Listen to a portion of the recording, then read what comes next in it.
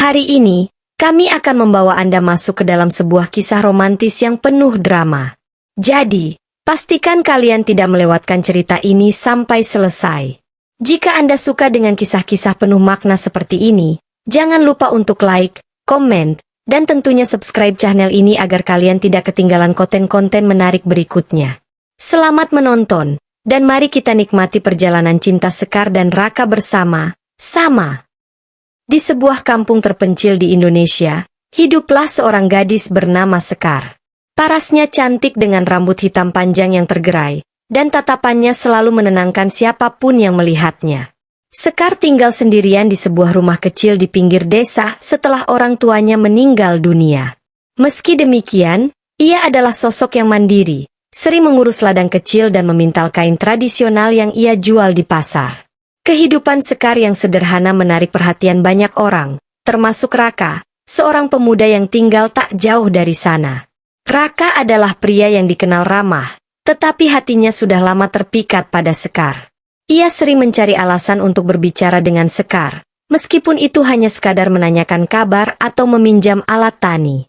Suatu sore, ketika matahari hampir terbenam, Raka melihat Sekar sedang menjemur kain di halaman rumahnya.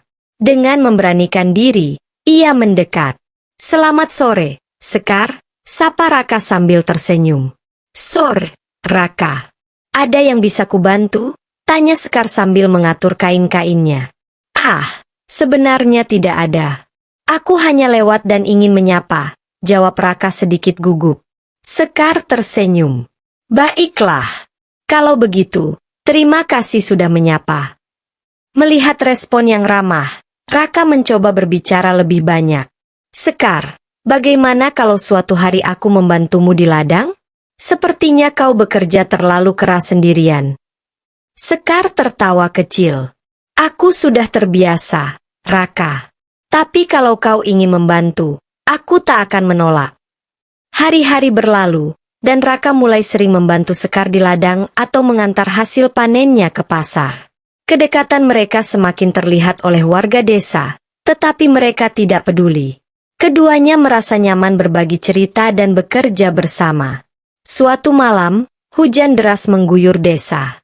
Sekar yang sedang menutup jendela rumahnya mendengar ketukan di pintu.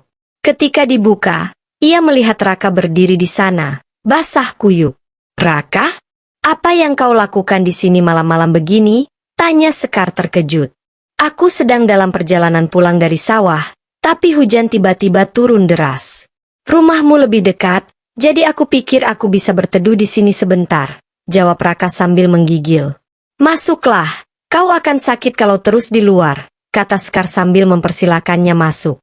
Di dalam rumah, Sekar menyiapkan teh hangat dan memberikan handuk kepada Raka. Mereka duduk di ruang tengah yang sederhana, mendengarkan suara hujan yang mengguyur atap. "Rumahmu nyaman sekali, Sekar," kata Raka sambil memandang sekeliling. "Terima kasih. Tapi sebenarnya, aku sering merasa sepi di sini sendirian," jawab Sekar sambil tersenyum tipis. Raka terdiam sejenak. "Kalau begitu, biarkan aku sering datang ke sini. Aku bisa menemanimu, sekadar berbicara atau membantu pekerjaanmu." Sekar tertawa kecil. "Kau tidak akan bosan." "Bagaimana aku bisa bosan? Kau adalah seseorang yang istimewa, Sekar," jawab Raka jujur. Mendengar itu, Sekar terkejut. Wajahnya memerah, tetapi ia tidak berkata apa-apa. Hujan terus turun, dan malam semakin larut. Sepertinya hujan tidak akan berhenti dalam waktu dekat. "Kau bisa tidur di sini malam ini. Aku akan menyiapkan kamar tamu untukmu," kata Sekar sambil berdiri. "Kau benar-benar baik, Sekar." "Terima kasih," jawab Raka. Sekar membawa Raka ke kamar tamu yang sederhana, tetapi bersih. Ia memberikan selimut tambahan dan memastikan Raka merasa nyaman. "Kalau ada yang kau butuhkan, panggil saja aku," kata Sekar sebelum meninggalkan kamar.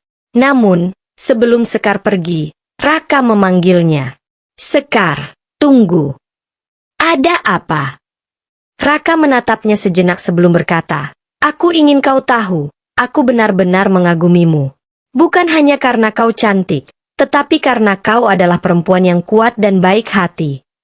Sekar tersenyum lembut. Terima kasih, Raka. Itu adalah hal yang indah untuk didengar.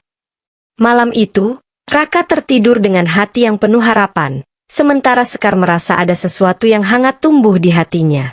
Keesokan paginya, hujan sudah berhenti. Matahari pagi menyinari desa dengan lembut. Raka membantu Sekar menyiapkan sarapan, dan mereka berbincang ringan. Kedekatan mereka semakin tumbuh, bukan karena kesan fisik semata, tetapi karena saling memahami dan menghargai satu sama lain. Di malam selanjutnya, Sekar mendengar pintu rumahnya ada yang mengetuk. Saat dibuka, Sekar kaget melihat Raka yang datang tengah malam ke rumahnya. Malam Sekar, ucap Raka. Sekar, tumben kamu tengah malam datang ke rumahku. Raka, aku bawa sesuatu nih buat kamu Sekar. Apa itu? Ucap Sekar.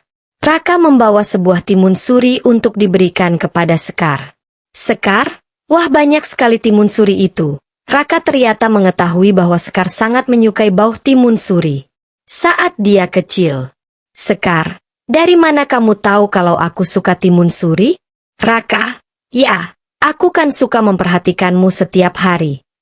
Kemudian Sekar membawa Raka ke ruang tamu untuk mengupas timun surinya bersama sembari saling bertatapan wajah.